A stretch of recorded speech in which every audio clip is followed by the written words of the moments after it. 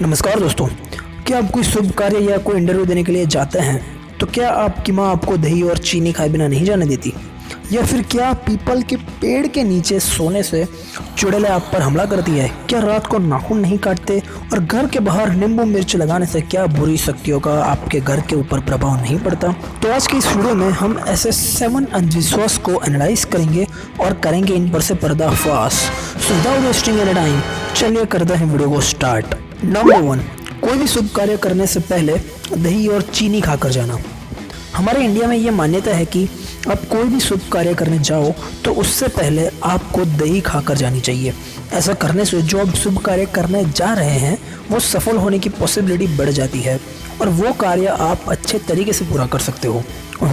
इसके पीछे का साइंटिफिक रीज़न ये है कि पुराने समय में लोग ज़्यादातर एक स्थान से दूसरे स्थान पैदल चलकर ही जाया करते थे और जाने से पहले दही का सेवन किया करते थे ताकि उनके शरीर में ताजगी के साथ ठंडक काफ़ी समय तक बनी रहे। वहीं अगर दही में शक्कर यानी कि चीनी डालकर पीने से ग्लूकोज की मात्रा बढ़ जाती है, ये शरीर में ऊर्जा प्रदान करने में मदद करती है और इसी चीज़ को हम आज तक दोहराते आ रहे हैं, सिर्फ कारण बदल दिया है। नंबर 2, रात को पीपल के पेड़ के पास नहीं सोना चाहिए। ऐसी मान्यता है कि अगर आप रात को पीपल के पेड़ के नीचे सोते हो तो चुड़ैल और भूत प्रेत आप पर हमला करते हैं। और अगर हम इसके बारे में किसी से बात करें तो वो पता नहीं कौन सी डरावनी मनगढ़ंत कहानियाँ सुनाने लगते हैं और वही कहानी हम दूसरे लोगों को सुनाते हैं और ऐसे ही अंधविश्वास फैलता है। इसके पीछे का साइंटिफिक रीज़न ये है कि दोपहर के टाइम पीपल का पेड़ फोटोसिंथेसिस से CO2 अंदर लेता है और ऑक्सीजन को रिलीज करता है और रात के समय सनलाइट ना होने की वजह से पीपल का पेड़ ऑक्सीजन को अंदर लेता है और CO2 को रिलीज करता है। अब ऐसा तो सभी पेड़ पौधे करते हैं, लेकिन पीपल का पेड़ बहुत ही अधिक मात्रा में ये प्रक्रिया करता है और अगर आप इस पेड़ के नीचे रात को सोते हो तो आपको ब्रीदिंग प्रॉब्लम हो सकती है, घुटन महसूस हो सकती है और कई केसेस में मौत भी हो सकती है। ये रीज़न की वजह से कि हम रात को पीपल के पेड़ के नज़दीक ना जाए, हमारे पूर्वजों ने ये कहानी बनाई कि पीपल के पेड़ के पास जाने से भूत प्रेत आप पर हमला कर सकते हैं। नंबर 3, नदी में सिक्के डालना। जब मैं छोटा था तो मेरी माँ मुझे कहा करती थी कि नदी में सिक्के डालने से आपकी हर मनोकामना पूरी यानी कि हर विश पूरी हो जाएगी और भाग्य खुल जाएगा। और जब मेरी एज बढ़ी मुझे ये ख्याल आया कि 2-5 रुपए का सिक्का डालने से करोड़ों रुपए की ख्वाहिश हम किस तरीके से पूरी कर सकते हैं। और यही सवाल मेरे अंदर घर करता रहा और जब मैंने इस पर रिसर्च की तो इसके पीछे का साइंटिफिक रीज़न ये निकला कि प्राचीन समय में लोगों के पीने का स्रोत नदी या कुआं ही हुआ करता था और उस समय सिक्के तांबे के हुआ करते थे जो पानी के अंदर बैक्टीरिया को खत्म करते हैं और खराब या अशुद्ध पानी को शुद्ध करते हैं और वो पानी फिर उन लोगों के पीने में काम आता था। और इसी के साथ पानी शुद्ध होने की वजह से नदी में रहने वाली मछलियाँ और कई सारे जीवों को बहुत फ़ायदा होता था और यही रीज़न की वजह से ये परंपरा सालों से चलती आ रही है कि नदी में सिक्के डालने चाहिए। नंबर 4, घर के बाहर नींबू मिर्च टंगाना। बुरी नजर वाले तेरा मुंह काला, घर वालों ने ये है अंधविश्वास पाला, तो इसी बात पे हो जाए। कहा जाता है कि घर के बाहर नींबू मिर्च टंगाने से हम बुरी नजरों से बच सकते हैं और ये भी कहा जाता है कि आलक्ष्मी को तीखी और खट्टी चीज़ें पसंद है ताकि वो ऑनर की दुकान या घर को बर्बाद करने आए तो नींबू मिर्च को खा ले जो कि उसे पसंद है, फिर वो प्रसन्न होकर वहाँ से चली जाती है और आपका घर बर्बाद होने से बच जाता है।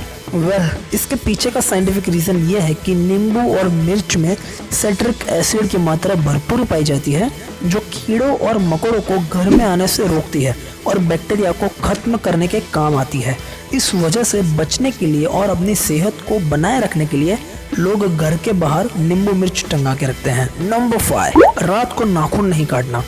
आपने किसी न किसी के मुंह से ये तो ज़रूर सुना होगा कि रात को नाखून नहीं काटने चाहिए। लोगों में रात में नाखून ना काटने को लेकर अंधविश्वास है कि रात में ऐसा करने से किस्मत पर बुरा प्रभाव पड़ता है, जबकि पुराने वक्त में बिजली नहीं होने के कारण रात में नाखून नहीं काटे जाते थे। उस वक्त नाखून काटने के लिए भी औजारों का इस्तेमाल किया जाता था। इससे अंधेरे में उंगलियों के कटने का डर रहता था और इसी वजह से रात को नाखून नहीं काटते थे। नंबर 6, बच्चों को लगाना काला टीका और अगर नहीं लगाओगे तो आपका बच्चा हो जाएगा बीमार और उसका रंग हो जाएगा फीका, इसलिए ज़रूरी है बच्चे को लगाना काला टीका। बच्चे को काला टीका लगाने के पीछे की मान्यता ये है कि बच्चे को काला टीका लगाने से बच्चा थोड़ा अगली दिखता है, यानी थोड़ा बदसूरत दिखता है, जो कि नज़र लगाने वाले की एकाग्रता को भंग कर देता है और उस व्यक्ति की नकारात्मक ऊर्जाएं यानी कि नेगेटिव एनर्जी उस बच्चे पर प्रभाव नहीं डालती है और इससे हमारा बच्चा सुरक्षित रहता है।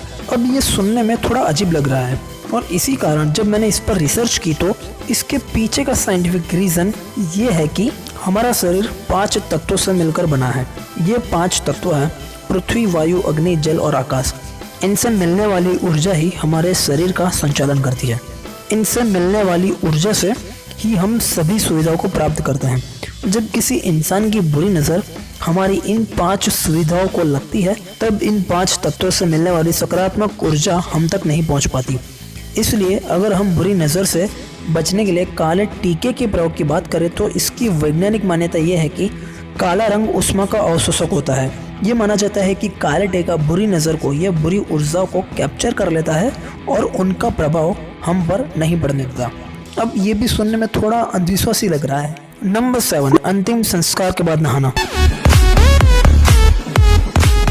इसके पीछे का धार्मिक रीजन ये बताया जाता है कि शमशान पर नेगेटिव एनर्जी होती है और जो इंसान मर गया है उसकी आत्मा भी वहाँ बहुत समय तक रहती है।